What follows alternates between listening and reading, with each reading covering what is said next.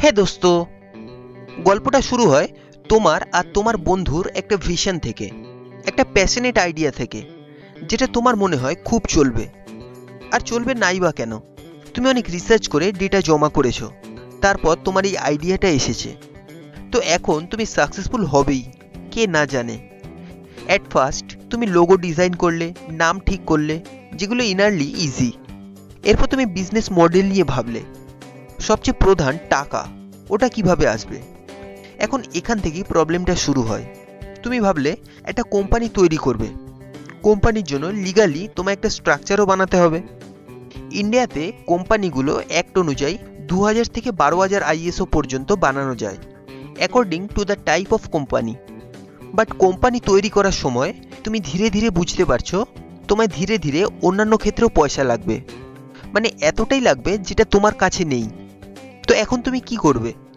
তুমি ফান্ডিং খোঁজা শুরু করবে, যাকে সোজা কথায় বলে লোন। এখন এটা তুমি কোথা থেকে পাবে? যেহেতু তোমার কোম্পানি নতুন, কোনো রেকর্ড নেই, ব্যাকগ্রাউন্ড নেই, এই জন্য প্রশ্ন আসবে তোমায় ফান্ডিং কে দেবে। ইভেন এখানে আর্লি স্টেজে তোমায় ফান্ডিং পাবে তোমার ফ্যামিলি থেকে, তোমার বন্ধুদের থেকে বা রিলেটিভদের থেকে। এখন এদের কারো থেকে যদি না পাও, তো তুমি ফান্ডিং পাবে একটা নতুন পদ্ধতিতে, যাকে বলে ক্রাউড সোর্সিং। এখন ক্রাউড সোর্সিং ওয়েবসাইট আজকাল অ্যাভেলেবেল আছে গুগলে। এখন ধরে নাও তুমি একজন রিলেটিভ ইনভেস্টরের থেকে কিছু টাকা নিচ্ছ।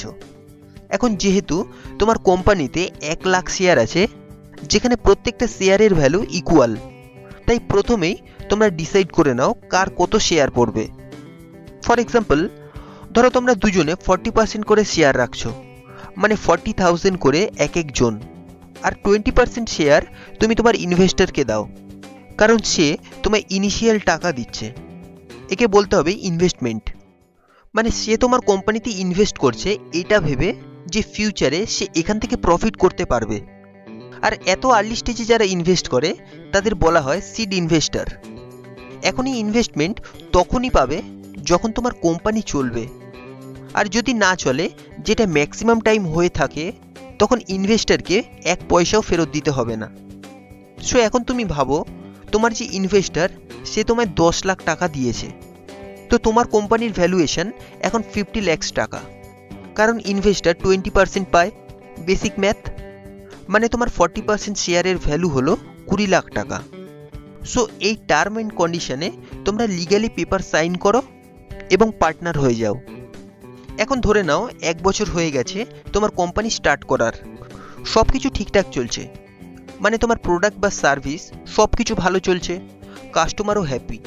এখন তোমার কোম্পানিকে বাড়াতে হবে, বেশি লোক হায়ার করতে হবে, নতুন অফিস নিতে হবে, কারণ ডিম্যান্ডও বেড়ে যাচ্ছে।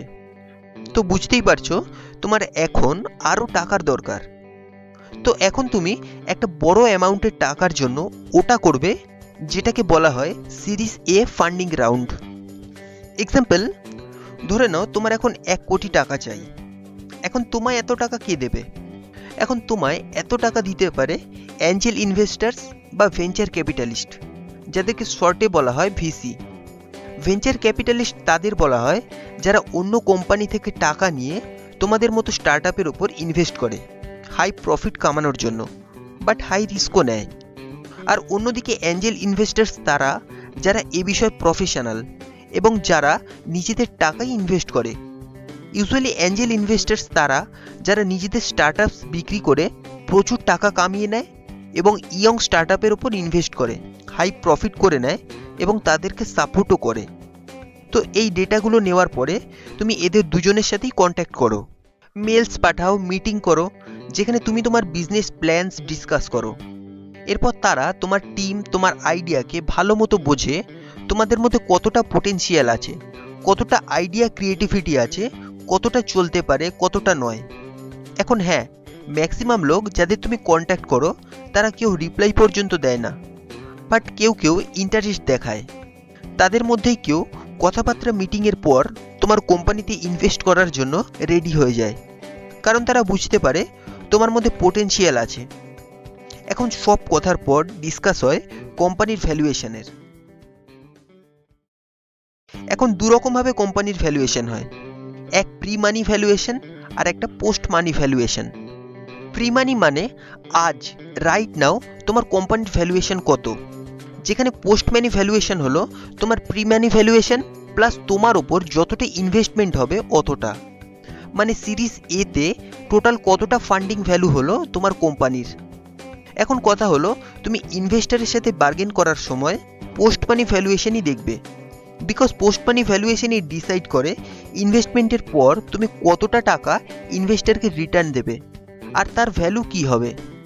আর অবভিয়াসলি ইনভেস্টর চাইবে তোমার পোস্ট মানি ভ্যালুয়েশনই কম হোক, যাতে কম পয়সা ইনভেস্ট করে তারা অনেক বেশি শেয়ার প্রফিট করতে পারে, যেখানে তুমি অনেক হাই পোস্ট মানি ভ্যালুয়েশন ট্রাই করবে যাতে তুমি নিজের কাছে বেশি শেয়ার রাখতে পারো। এখন তুমি বলবে তোমার কোম্পানির টোটাল পোস্ট মানি ভ্যালুয়েশন 10 কোটি টাকা, তো এখানে যদি ইনভেস্টর 1 কোটি টাকা দেয় তো সে পাবে তোমার কোম্পানির 10% শেয়ার। নাও এক্সাম্পলের জন্য ভেবে নাও কিছু সপ্তাহ সার্চ করার পর তোমার কাছে দুটো অল্টারনেটিভ অফার আছে, একটা ভেঞ্চার ক্যাপিটালিস্টের থেকে এক্স্যাক্ট যেটা তুমি চাও, মানে 10 কোটি ভ্যালুয়েশনের ওপর 1 কোটি, যেখানে অন্যদিকে তুমি একজন অ্যাঞ্জেল ইনভেস্টরকেও পাও যে তোমাকে 8 কোটি ভ্যালুয়েশনের ওপর 50 লাখ দেওয়ার জন্য রেডি থাকে।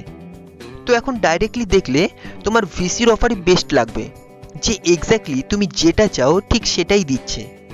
বাট এরপর তুমি জানতে পারো অ্যাঞ্জেল ইনভেস্টরের কানেকশন মার্কেটে খুব ভালো, যেটা নেক্সট টাইম তোমায় হেল্প করতে পারে, যেটাকে বলা হয় স্মার্ট মানি। তো এখন তুমি কি করবে? তোমার কাছে ভ্যারাইটি চয়েস আছে, তুমি ভিসি বা অ্যাঞ্জেল যার সাথে ইচ্ছা যেতে পারো। বাট আরও একটা অপশান আছে যেটা হয়তো তুমি ভেবে দেখোনি, তুমি দুজনের সাথেই যেতে পারো। এক্সাম্পল, তুমি অ্যাঞ্জেল ইনভেস্টার্সকে অফার দিতে পারো আমি 9 কোটি ভ্যালুয়েশনে তোমায় শেয়ার দেব, প্লাস তুমি ভিসির সাথেও কনসাল্ট করো, যেখানে দুজনেই হ্যাপি থাকে। তো এখন দেখা যাক তোমার কোম্পানির শেয়ার কিভাবে ভাগ হবে। ওয়েল, যেরকম বলা হয়েছিল ভিসিকে 10% দেওয়া হলো আর অ্যাঞ্জেলকে অ্যারাউন্ড 5%-এর কিছু কম, 50 লাখের হিসেবে। তো এখন কি হবে? এখন এরকম করার ফলে তোমার শেয়ার পুরো ঘেটে ঘ, মানে প্রথমে তোমার দুজন পার্টনার রিলেটিভ মিলিয়ে টোটাল 100% শেয়ার ছিল, এখন এটা কমে 80% হয়ে যাবে, যেখানে এটা অ্যাকর্ডিংলি 3 জনের মধ্যে ভাগ হয়ে যাবে। এখন প্রশ্ন হলো এর ফলে তোমাদের শেয়ার কি কমে যাবে? মনে হয় না, কারণ এখন তুমি আরও নিউ শেয়ার ইস্যু করতে পারো। যেমন সেন্ট্রাল ব্যাংক নোট ছাপানোর পাওয়ার রাখে, ঠিক ওইভাবে তুমিও তোমার নিউ শেয়ার ক্রিয়েট করতে পারো। বাট মেন প্রশ্ন হলো কতটা নিউ শেয়ার তৈরি করবে। এখন এই ছবির মধ্যে যেহেতু 15% শেয়ার তুমি ইনভেস্টরকে দিয়েছো, মানে ভিসি আর অ্যাঞ্জেলকে, তাই ঠিক 15% শেয়ার তুমি আবার ক্রিয়েট করতে পারো। ধরে নাও তুমি 20,000 শেয়ার ইস্যু করলে, মানে তোমার কোম্পানির টোটাল শেয়ার 1,20,000, যেখানে 1 লাখ তোমাদের 3 জনের শেয়ার হবে আর 20,000 হবে নিউ ইনভেস্টরদের, যেটা হবে 15% কোম্পানি। এখন ইন্টারেস্টিং কথা হলো 10 কোটির হিসেবে ধরে নাও তোমার এক একটা শেয়ারের দাম পড়বে 833 টাকার কাছাকাছি, মানে তোমার 40,000 শেয়ারের দাম পড়ে যাবে 3,33,33,033 টাকা। কংগ্রেটস, তুমি কোটিপতি হয়ে গেছো। আর এই পুরো প্রসেস, যেটা একটা কোম্পানি ক্যাপিটাল রেইজ করে ইনভেস্টরদের দিয়ে, ওটাকে বলা হয় ক্যাপিটাল রেইজ। নাও এখন সব কিছু ঠিকঠাক চললে সিরিজ এ তোমার ফাইনাল ফান্ডিং হবে না, এরপর তুমি সিরিজ বি, সি বা সিরিজ ডিও করতে পারো। বাট যতবার এটা হবে হোপফুলি তোমার কোম্পানির ভ্যালুয়েশন তত বাড়বে, বাট তোমার শেয়ারস আবারও ঘেটে ঘ। এখন তোমার হয়তো মনে আছে আমি বলেছিলাম তোমার শেয়ার এখনো আগের মতোই থাকবে ফান্ডিং সিরিজ করার পরেও, বাট এ সিরিজের পরে ওটা আর হবে না। তোমার শেয়ার প্রত্যেকটা সিরিজের পর ভেঙে যাবে, ডাবল ট্রিপল হয়ে যাবে আলাদা আলাদাভাবে, আর যতজন লোক আছে তাদেরও হবে। বাট এটা কেন হবে ওইসব কথা আমি এখানে বলবো না। বাট এখন যেটা নিয়ে তোমার ভাবতে হবে ওটা হলো কোম্পানি গ্রো করা।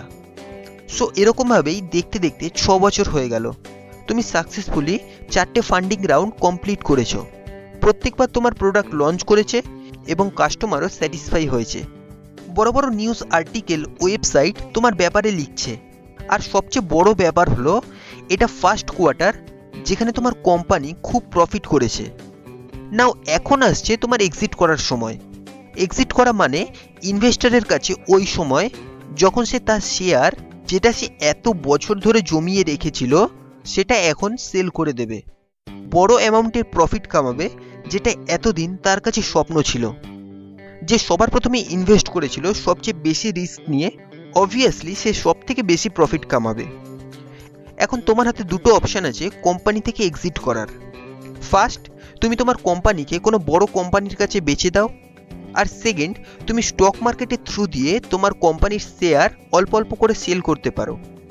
যদি তুমি ফার্স্ট অপশন চুজ করো, তো ইনভেস্টর সব শেয়ার একসাথে বড় কোম্পানির কাছে বেচে দেবে, যেখানে তুমি বা তোমার সাথে কাজ করা লোকগুলো এরকম করবে না। কেন? কারণ বড় কোম্পানিকে তোমার দরকার আছে, তোমার কোম্পানি আগের মতো চালানোর জন্য এবং তোমার মোটিভেটেড থাকার জন্য, যেখানে তোমার শেয়ার ট্রান্সফর্ম হয়ে বড় কোম্পানির শেয়ার হয়ে যাবে। হয়তো অল্প অল্প করে তোমার হবে, যাকে বলা হয় শেয়ার ভেস্টিং। এখন হয় কি, যদি তুমি ফার্স্ট এগ্রিমেন্টের আগে ওখান থেকে বেরিয়ে যাও, তো তুমি ওটা আর ফেরত পাবে না। সো সেকেন্ড ওয়ে, যেটা একদম কুল, ওটা হলো তুমি এত বড় কোম্পানি তৈরি করো যাতে স্টক মার্কেটের থ্রু দিয়ে তুমি ওটাকে সেল করতে পারো। এটাকে বলা হয় ইনিশিয়াল পাবলিক অফারিং, মানে আইপিও। এখন আইপিও মানে কি?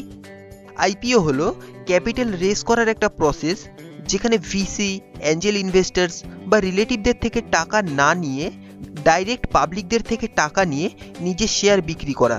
মানে তোমার নিউ শেয়ার এখন পাবলিক হয়ে যাবে, আর ওটা তারা কিনবে বা বেচবে। এইখানে তোমার কাছে এমন কিছু পেপার থাকবে যেটা টাকার মতোই ভ্যালুয়েবল হবে, আর ভ্যালু ওপর নিচে হবে মার্কেটের হিসেবে। আর তুমি মার্কেটে শেয়ার সেল করতে পারবে লক আপ পিরিয়ডের কথা মাথায় রেখে। ইউজুয়ালি আইপিওর পরে লোক খুব ধনী হয়ে যায়, আর ইনভেস্টরদের জন্য বলা হয় এটা একটা এন্ড। আবার কারোর জন্য এক্সিট একটা নতুন শুরু। এরপর তুমি হয়তো একটা নতুন কোম্পানি স্টার্ট করবে বা নিজেই একজন অ্যাঞ্জেল ইনভেস্টর হয়ে যাবে। সো দোস্ত, তোমাদের আমি এই কথাগুলো এই বইটা থেকে ডিসকাস করলাম, যেটা খুব ইন্টারেস্টিং ওয়েতে এগুলো বুঝিয়েছে। যদি তুমি বইটা কিনতে চাও তো ডেসক্রিপশন লিঙ্কে চেক করতে পারো। নাও টু এন্ড, যদি তুমি আমার ভিডিওগুলোকে মিস করতে না চাও তো অবশ্যই সাবস্ক্রাইব করে পাশের বেল বাটনটা প্রেস করে দেবে, ফলে যখন আমি নিউ ভিডিও আপলোড করব সেটা তুমি নোটিফিকেশানে পেয়ে যাবে, আর না হলে পাবে না। লাইক করো যদি এই টাইপের ভিডিও তোমার ভালো লাগে। শেয়ার করো ফেসবুকে অ্যান্ড হোয়াটসঅ্যাপে তোমার ফ্রেন্ডস এবং ফ্যামিলির সঙ্গে, যাতে তারাও এগুলো জেনে নিয়ে নিজেদেরকে গ্রো করতে পারে। এবং কমেন্ট করে বলো তুমি ইনভেস্টিংয়ের ওপর আর কি ইন্টারেস্টেড পয়েন্ট জানতে চাও। And finally, thanks for watching.